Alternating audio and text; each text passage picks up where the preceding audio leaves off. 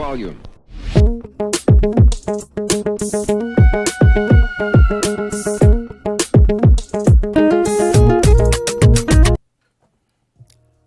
Good morning, good evening, good night, wherever you may be in the world, to the gays and the theys, boys and girls, non-binary folk, genderqueer folk, vanilla folk, leather folk. Welcome, welcome, welcome, welcome, welcome to In the Life, Season 1, Episode 1. I am your host. It's me, Boogie motherfucking B. I'm so excited. I'm so excited. Oh my God, like it's here. We are live. We are launching. This is the launch. This is the first ever episode ever. And we're here. We did it. I'm so happy. I'm so grateful. I'm so honored to have this platform and to start this platform to not only share my life and my journey, but also share other people's journey and get different perspectives of this thing we call BDSM and kink and how it intertwines in our daily lives and our vanilla lives and our partnerships and friendships and relationships and dynamics and all of those good things that's going to come down the pipeline. I'm so excited to finally have this be a thing. Episode 1. We are episode 1, season 1. And I'm going to start it off by kicking off with someone who has just been a force to be motherfucking reckoned with. Let me tell you. This person has been through ups and downs and lefts and rights and twists and turns and all of those things. But they are here today to share their story. And that person is no other than myself. Yeah. I wanted to do this first because if I'm asking y'all to do something, I need to be the first one to do it. And so you're going to get some information about me. Some you may know, some you may not know. Some may you be like, oh, wow, I didn't even know that was a thing. Or I didn't know you was into that. Or I didn't know. So I wanted to just give y'all a little bit of piece of my life and my journey and my history. Well, where do we start off? 35 years old. But that's what they say on the birth certificate. That is, I've been in the scene for 7 years, on and off. The last 3.5, I would say, has been my most active. And it wasn't easy. It was definitely a journey. It was a learning experience. Had some of the best experiences of my life. Had some of the worst experiences of my life. And it's made me who I am today. The good, the bad, the ugly, the indifferent. Yeah, I've been through it all. And like, I'm just so glad that I'm able to still be here and still be somewhat of a teacher, somewhat of a guide, somewhat of a friend, a partner, a D type, an S type, a switch, a puppy, a little, all of those things. I'm still here doing them. And it's because of my love for the people. It's for my love for the culture. It's my love for, expressing myself to the best of my abilities and telling other people that, hey, you can do this shit too. There's nothing stopping you from being exactly who you want to be but you. Don't let anybody tell you differently. Yeah, so I grew up in a pretty traditional Christian background, so a lot of these things I've been struggling with, as far as having these thoughts and having these desires and these wants that necessarily does not fall in line with the Christian way or the religious way. And it was a struggle. It was a struggle because I wanted to be a good person, if that makes any sense. Or I wanted to be somebody who always held their morals and stuff, and that's all that I knew. That's all that I knew was the church and this, and you're supposed to grow up and get married and have kids and read the Bible, all that stuff. And I know that I felt that I was like, there was something lacking. There was something that was missing, and there was something that, was more than that, than just that. And it was a journey in and of itself to just find my own identity, find my own happiness and peace and acceptance within myself.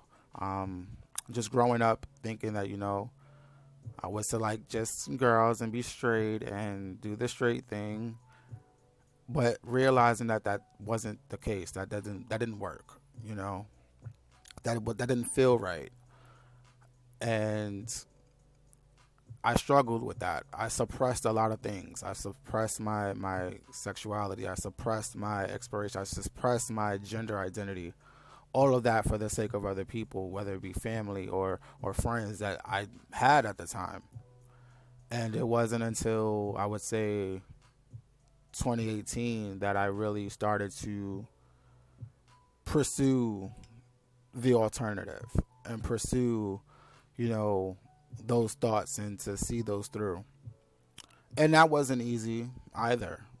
I was very self conscious. I was very insecure about myself. I didn't love myself. I didn't think that anybody would ever love me or want to be with me because I was a lot bigger. I wasn't, the light skinned Twinkie boy and all of that stuff. And I struggled. I struggled even within going to munches and things of that nature. Like I still had that in the back of my mind, like nobody's gonna want me, so why am I even trying? Nobody's gonna find me desirable. And I've made some mistakes. I've made a lot of mistakes. Just falling for people who I thought was there for me, who I thought wanted to be with me, and they just used me and threw me away. And it was tough. It was very tough. But, you know, persevered and kept going until I found my people, until I found people who was there for me. Or so I thought. Because we're gonna get into the fuck shit too. I'm into a lot of things. I am into a lot of kinks, a lot of not so mainstreamed kinks, if you will. I don't know if that's the right term to phrase it as, but for those who have seen me, for those who have been around me, I know, I am what you call a little. And that was my main thing of being in the age play and being ABDL. For those who don't know what ABDL means, it simply just means adult baby diaper lover. And it's for those individuals who are more childlike or have a desire, whether it be sexual or non-sexual, to, just do things in a kid mind. They love diapers, they love pacifiers, they love, playing with blocks and toys and things that lights up. And it gave me happiness. It gave me a sense of security. It gave me a sense of peace. Escape from the real world and shit that, would weigh anybody down, from whether it was jobs or anything like that. Like, that was my escape. And it was my main thing for a while. I thought that was going to be it. I'm not going to be into the whole shebang, but never say never, because that shit will fucking you would think you'd be into one thing, and the next thing you know, you end up being like, how long do you have? Because telling you what I'm into is going to take a while. Yeah. But little on after in that journey, like, I discovered things like impact play and pup play and age play again, and mummification and fire play and water sports and needle play, and the list goes on and on and on. But I would probably have a whole list somewhere in a thing. But it's been great. It's been a great journey. Like I said, there's been a lot of fuck shit.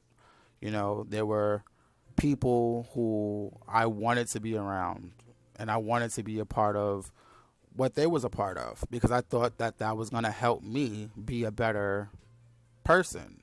And, for the most part, they did say, hey, this is a great place to be, and, you're going to learn, and we're going to help you explore, we're going to educate you, we're going to do all those things. And they used it. They use it as a ploy. They use it as a means to just suck the living energy out of me.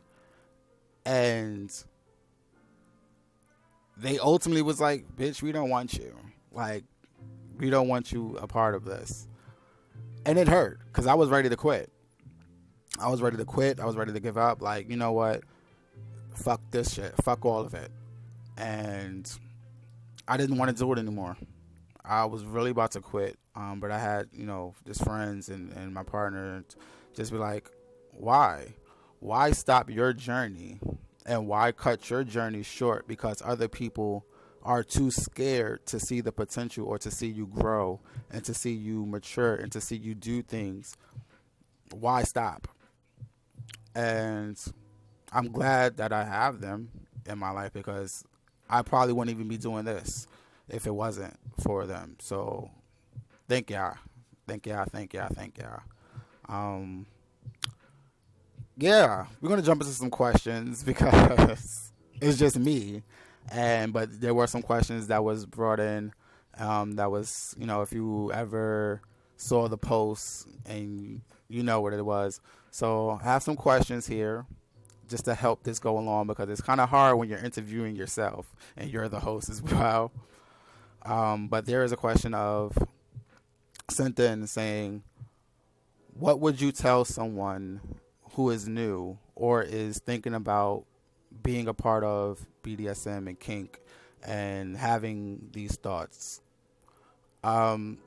Simply put, don't let anybody stop you. Don't let anybody tell you that you can't. Don't let anybody tell you that you're not good enough. Don't let anybody tell you that you're not worthy enough. Because people are like fucking seasons. They're going to come into your life and they're going to be there for a while. And then they may leave. There are some people who are just fucking vampire leeches and they will suck your energy dry. I will also say that be mindful. Be mindful of the people that you keep in your corner. Be mindful of the people that you surround yourself with. Be careful of the energy that you allow others to have because, like I said, people will suck all of your energy dry so there's nothing left. And they will just leave you like a motherfucking on the side of the road somewhere. And it sucks. I've been there. I'm telling you this because I've been there. I've given my energy. I've given my time, my effort, my energy, my love to people who didn't deserve it. They didn't deserve it. And again, that was one of the reasons why I was just like, fuck this shit. I'm done. Like, what's the point? So never let anybody do that to you. Never vet people. A dynamic is great. Relationships are great. Friendships are great. But you have to vet them because they are on your time. So if nobody is worthy of your time, if nobody is worthy of your energy, if nobody is worthy of your love, your submission, or your dominance for that matter, then don't give it to them. I don't care how great they look. I don't care how popular they are. I don't care how well they are in the bedroom or in the scene. They are not worth it if they're going to abuse and take advantage of your time. So don't let anybody do that. Any fucking body. Period. Next question we have from my good friend. They ask, what got you into glam? Or what was it that got you into glam? What got me into glam and being what you see on the slides and just me in general is, again, self-love, self-confidence. The idea of I'm going to do whatever makes me happy. I'm going to wear whatever makes me happy. I'm going to be comfortable in any space that I be at because I am who I am. And that's just a part of me. It's part of my expression. Like, y'all see me, if y'all see me or y'all see my social media, because it's out there. Like, I'm all about fucking bling. I'm all about glam. I'm all about sparkles and lights and the whole everything. You don't just get me. You get all of that in one package. And being this princess glam diva, if you will, has given me so much confidence in myself. It's given me confidence in myself to not care what anybody has to say, what anybody's opinion is, what anybody's, thought is about me. Because you can never be me. You will never be me. And I had to learn that. And I had to, again, from the people who was in my corners, who were worthy of that, who gave me that unconditional love and support, or and gave me that accountability factor that I was desperately needing. Like, they were the ones to be like, you do you. Don't let anybody tell you you can't, because you're fucking worth it. And I've done it. I'm doing it right now. So what got me into glam and showing that, again, was not to be all cocky about it, but have that confidence. It's one thing to be arrogant and cocky. It's another thing to be confident. And I'm confident in myself. I tell people all the fucking time, there is nobody on this fucking planet, okay, that loves me more than I love myself. Nobody. So it's all about that confidence. It's all about being unapologetically yourself, day in and day out, whether you're in the scene or you're out the scene, whether you're at events or you're just walking down the street to the fucking store. Be you. Be comfortable in being you, and be comfortable in the skin that you're in, because you only got one life, bitch. You only have one fucking life. So make the best of it. Okay, I hope I answered your question. Have another question here, and is, tell me about your love life. Oh my God. I knew it was going to come, and I'm here for it. So currently, I am in a polyamorous relationship. I have more than one partner, and they're all of different gender identities and orientations and race. And it's wonderful because it's taught me how to communicate better. I was in monogamous relationships, and it was always toxic because there was always that, I want to have this conversation, but I'm afraid of what you're going to say, so I'm not just going to say anything. Or it was, hey, I want to do something with somebody else, and instead of being open and upfront about it, it led to cheating on both sides. I'm not going to sit there and say that the person was cheating on me and I was always the victim. No, there were times where I was like, I went out there and I did that. And it was never a communication thing. It was always, those complications. And monogamy just wasn't me. So tried out polyamory and read up on it and got research on it. And it's the best situation that I have ever been in. It's the best relationship structure that I've been in, because it's taught me, again, how to communicate when I'm feeling happy, when I'm feeling sad, when I'm feeling angry, when I'm feeling jealous, because all of those things are human emotions, and they all live in that same motherfucking house. Okay. So don't think just because you're with multiple partners that it's okay to just go out and fuck everybody and have sex with everybody or do stuff with everybody. That's not how it works. How it works is you sit down and you have a conversation, you bring it up, and you say, how do you feel about this? And it's also a level of responsibility, because especially if you're dealing with more than one person, and, they have their relationships, and it's about being safe. So you can't just go out there and be fucking and sucking everybody, and then something comes up and you might get sick or worse, and now it's like you got to contact all these people because everybody's at risk. So it's taught me how to better communicate. It's taught me how to communicate those things openly and freely without judgment. And again, it's been the best relationships that I've ever had. I have 3 amazing partners who are all different, but they operate the same because we all have that open communication factor. But they're different. They're all different. To some I'm more submissive to some I'm more dominant to some it's a balance between the mix. And we learn from each other because we're all into the same things, or into most of the same things. And we all have our different kinks and fetishes, and we all bring that to the table. Like, we don't necessarily play together and we all operate under one big roof, but compersion conquers all. So I know for me that if there is someone who is getting the love and getting the support and getting the things that they need from somebody, even if it's not me, then I'm okay. I'm happy because they're being happy and they're being loved and they're being cared for. And I wouldn't have it any other way. Even when I pursue, play partners or go to events, like it's always, when I see them playing, it's like, oh my God, like, yes, bitch, I'm here for it. Oh, that was so hot. Like, yes. But yeah, so that's my love life. That's my love life. I love being sex positive. I have no shame in being sex positive. I have no shame in being kinky.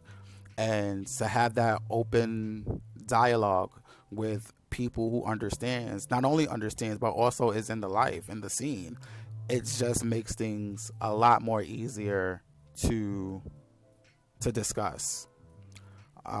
It's not for everybody. Polyamory is not for everybody. So don't think that you need to be in a polyamorous relationship in order to enjoy BDSM and kink. You don't. You got to find what works for you. That's what worked for me.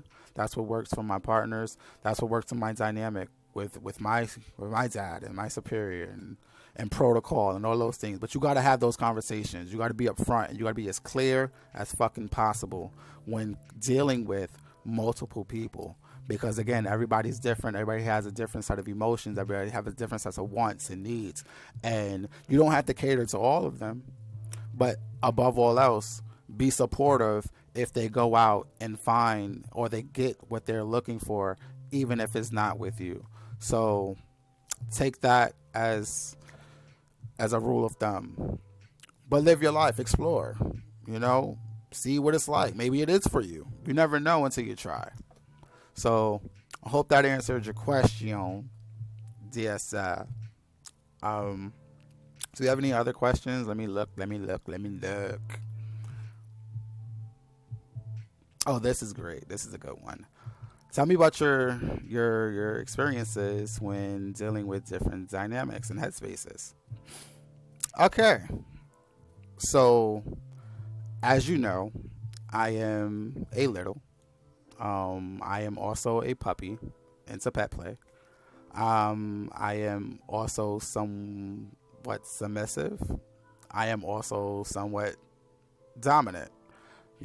So I have big bros and little bros, and it's not tricky, but it's not easy as well. Again, those conversations is a doozy. So for me, I have to not pick and choose, but I have to be mindful of what headspace that I am in, especially when it comes to when there's doing a scene and being just the scene and then being sexual and that component. My kinks are separate from my fetishes and they are separate from my sex life, if you will. So everybody don't get the same thing. There are some folks who I can be sexual with and I could be in a little headspace. No problem, because I trust them, because we built that trust and we built that understanding. And so I can jump into that and not have things be awkward or weird. My pet space or my pup space is more of a protector. It's more of an escape. It's more of the glitz and the glam. And like, I'm that pretty puppy over there. I don't do the moshing. I'll come over for a snack and I'll come over to get pets, but that's about it. I don't do, a lot of the things that other pets do.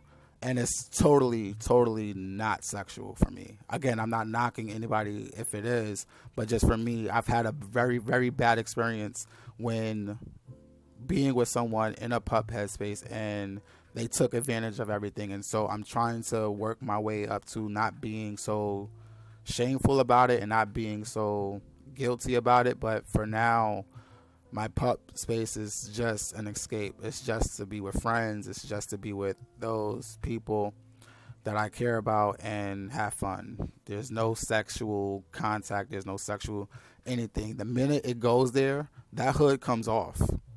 And because I can't process what's going on because of the bad shit that I dealt with. So that's how I deal with it. Like I said, being non-binary, being gender fluid, being on a scale in so many different ways. Like sometimes it is hard because I jump from headspace to headspace to headspace in a matter of fucking seconds. It just depends on the vibe and what I'm giving and what the place is giving. So that's how I deal with it. Let's see. Let me scroll down. I want to do a few more questions. This is fun. I love this. Um, oh, do you want to be in any leather clubs or organizations? So, to answer that question very blunt,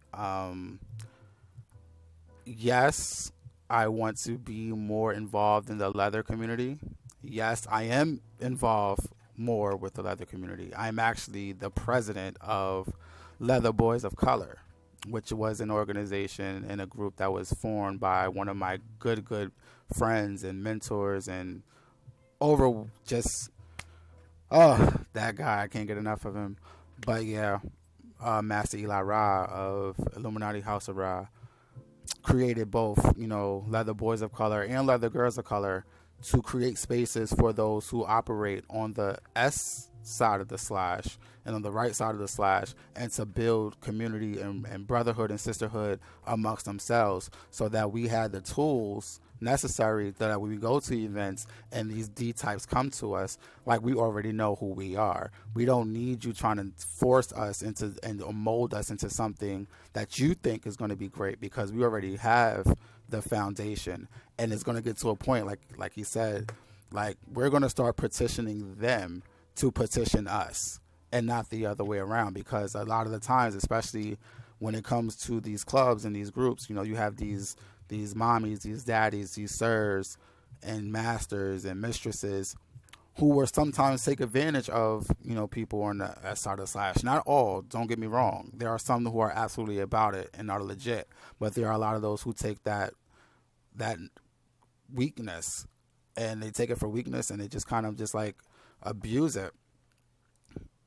So we want to arm ourselves. We want to educate ourselves and build those levels of community and tribes and just overall support, so that we don't get caught up in that bullshit, because we're not trying to get caught up in that bullshit. So I am the president of the Leather Boys of Color, and I think that's where I'm going to be for the remainder of my journey.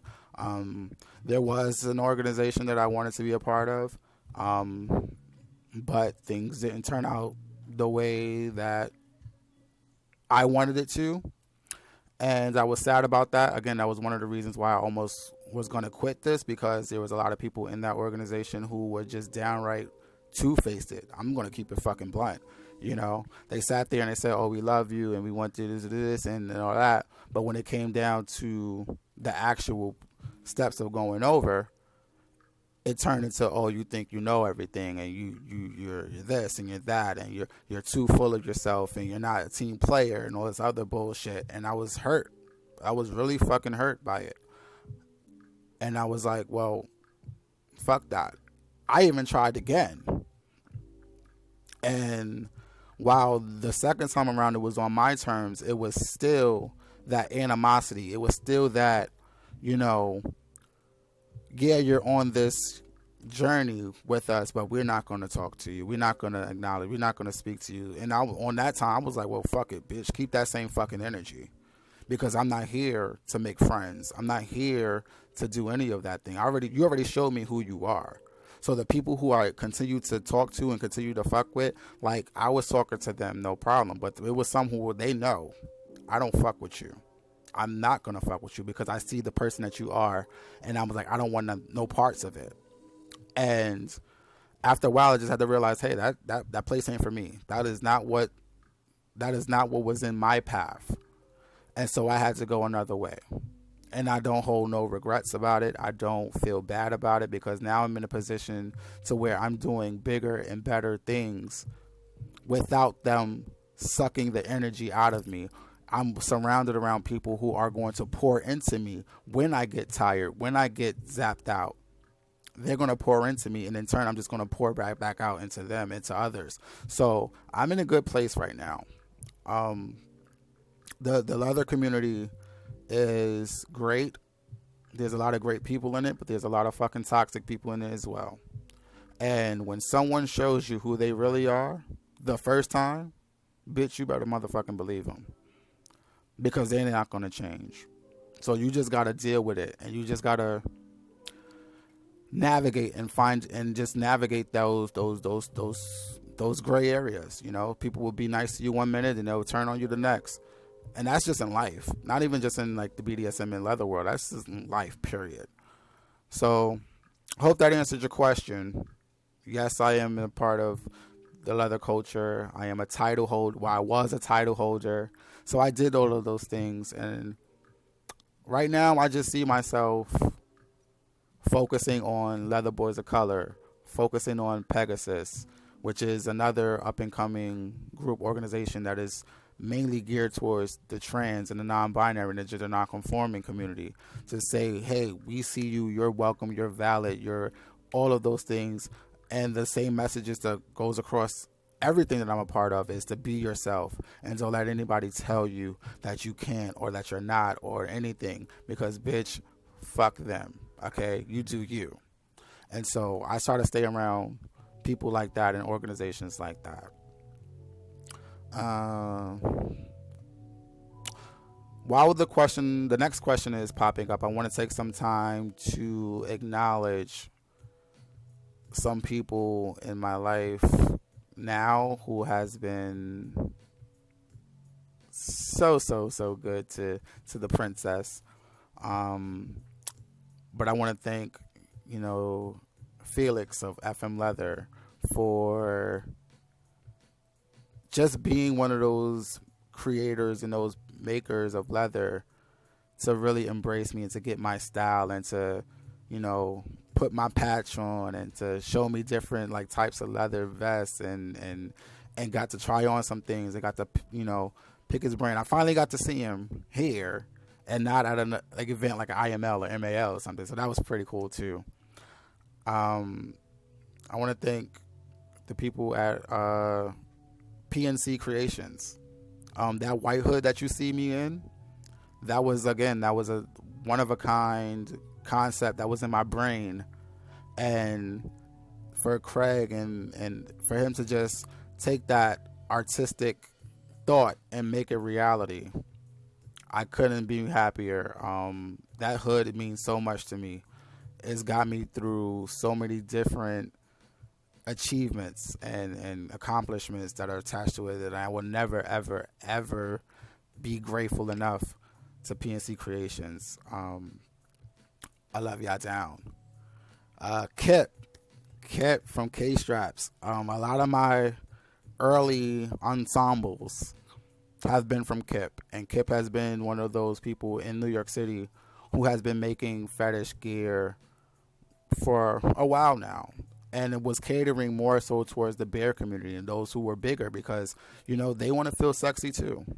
They want to feel sexy. They want to get they want to get the things of the things, and so Kip really filled the void in that. And so I thank you, Kip, for keeping me dressed to the motherfucking nines, and to boost that confidence level again. Telling me that, just showing me like anything is possible if you put your mind to it. Like I said, a lot of my harnesses and a lot of my outfits and my looks have come from Kip and K-Straps, and it's black gay owned and all of those good things. NYC, amazing human being. That's my brother. And again, thank you for just keeping me up to date. I gotta get some more stuff. I ain't forget. I gotta get some more stuff. The brain is cooking, and we're gonna link up and do some work, do some magic. Shit. Purple Passion, another store here in New York City who has been for the community of all walks of life, of all organizations in the scene, BDSM and kink. To Lolita and to Nigel and to everybody who works there. Like, I love y'all down. I love y'all down. I love y'all fucking down. Um, I've got my first vest from Purple Passion. I've got my first piece of latex and rubber from Purple Passion. I was able to foster a relationship, a business relationship, to where, like, you know, the pets of the world of the New York City area can get, you know, a discount on merchandise, and to just support community and support local businesses. Another one of my good supporters of me personally, and I love y'all down. I can't say much else, but I love y'all. Who else? Because I already talked about the people in our last video, so y'all know who y'all are. But just to give a little rundown: Master Joshua, King Collective; Master Celestia, House of Kinky Misfits; Lord Master Sawago, Five Rings of Shinobi; Mufasa Ali from Onyx. See, I always do this. Y'all know who y'all are: Master Eli from Illuminati House of Ra; Boy Oba, Illuminati House of Ra; Leather Boys of Color; Pup Hellhound; fucking Noble Onyx; Pup JoJo, my good, my day one; my cousin, my blood cousin, Paris from, you know, Eon Star Records. Like, these people are my fucking everything when it comes to just being there and supporting me through everything: the good, the bad, the ugly, the ups and the downs, the left, the rights, everybody. Relationship rise. My big bro, I love you to death. My big bro, my partner, Papargos. You know you. I love you down. You know that. My little bro, my other partner, Rigby from the ABDL community. Amazing human being, so much to offer, so much talent, and so much everything. You know, my submissive, Pup Hypo. This is a new journey for me. Being on that on that dominance level and that D type. It's been good to be of service to you while you're being in service to me, and I couldn't thank you enough for choosing me to be that D type for you. I love you. My dad, my dad, who is in the life. He's been around for a long time, but he's not so much these days. But you know who you are, Zaddy. I love you. You know, I'm doing my thing. I'm doing my big ones.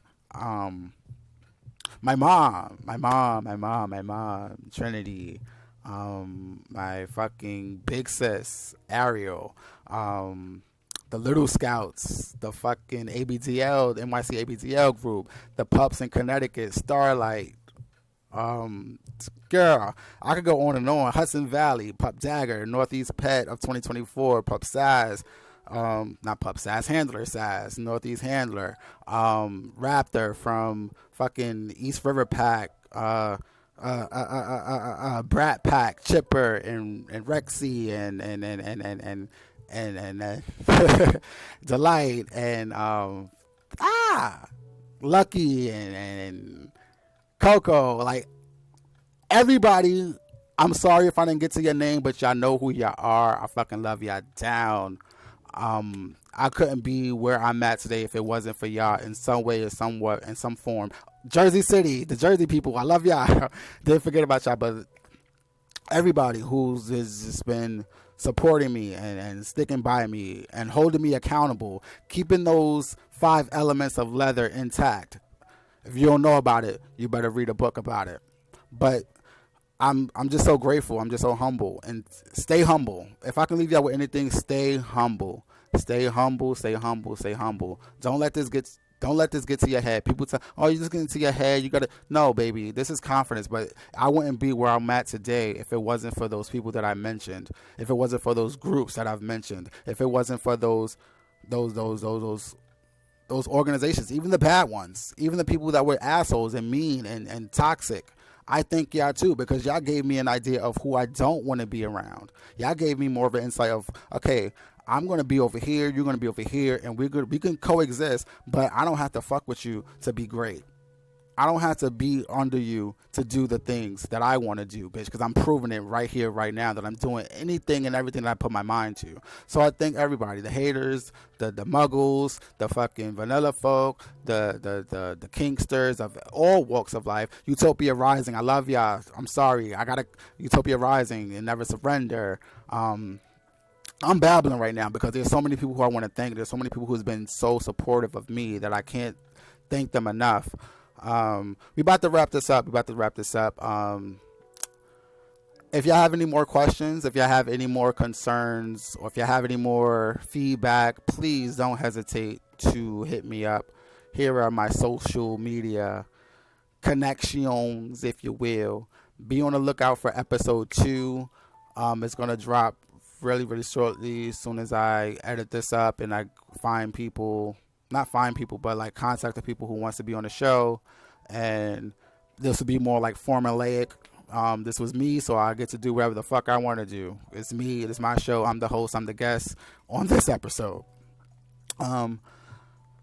Episode one.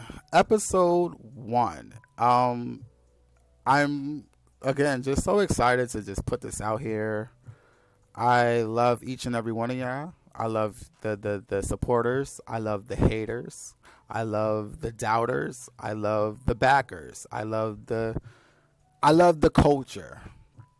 And I love what's going to be coming down the pipeline, both with Leather Boys of Color and with Pegasus Levy, both with just everybody. If I fuck with you, you know I fucks with you. But if I don't fuck with you, you also know I don't fuck with you. So you can either get on this train and let's work together, or bitch, catch up. This don't turn off. Get your sunglasses out, because I'm only going to get brighter. This is only going to get bigger and better and grander. And I'm going to like not only do this for my platform, but to build a network for other people. So if you have a platform that you want to get out there, if you have things that you want to talk about, you can come on this show, or I can help you build your own show, because it's not about just me keeping all of this for myself. Like, I'm trying to build a motherfucking table here so that you can sit at my table, learn from me, and then go on and build your own table. That's what this is about. Each one teach one. And I'm so humbled. I'm so grateful to have this platform again. I couldn't thank y'all enough. Thank y'all for rocking out with me. I know it was kind of rough, but I'm nervous. This is the first time I'm doing something like this, but I'm glad that I was able to share some light, and y'all got to know me a little bit better. Like I said, if you want to know more, I'm an open book, but you don't get access to every single page. But I am an open book, so if you have a question, I have no problems answering it, unless it's something that I feel you need to work better at knowing me to get that answer. It's about transparency. It's about all of that. But it's also about being safe and being mindful, again, of the energy that you put out there and the energy that you allow people to get from you. So with that being said, I love y'all all. I love y'all like a play cousin. I hope that this journey that you're on or you're thinking about taking will be a overall positive one. Take it in. Be a sponge. Learn from people. Learn from other people. Learn some things about yourself. Put some classes together. Teach people. Do all of those things, because this is one big community and we need everybody to survive, So I thank y'all once again. I love y'all down. I will see y'all on episode number 2, which will be coming out I would say next week. Next week, episode 2 will be launching. Season 1, baby, in the life. This is Boogie B signing the fuck out.